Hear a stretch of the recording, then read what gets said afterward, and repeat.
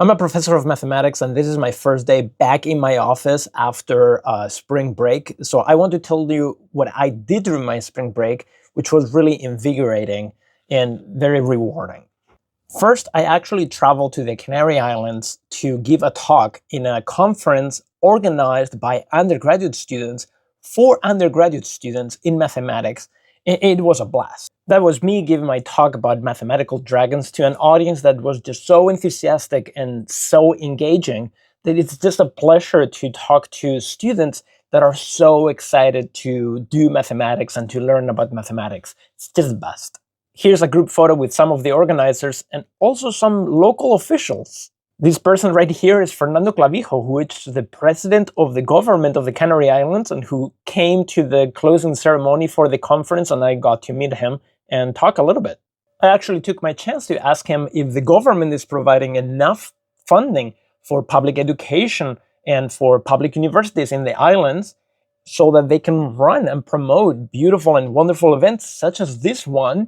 And he said that, yeah, that the government is increasing funding for public universities, for example, and maybe that is something politicians say, so I don't know, but I hope so.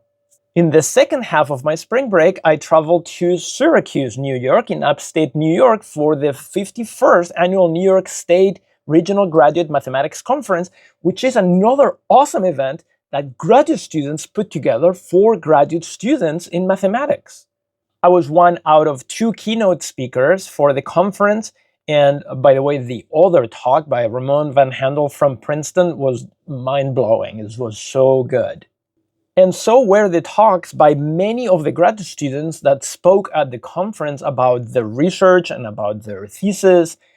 Such great work and some really good presentations. But the best part of these conferences is always like meeting people, like meeting other mathematicians. It's just great.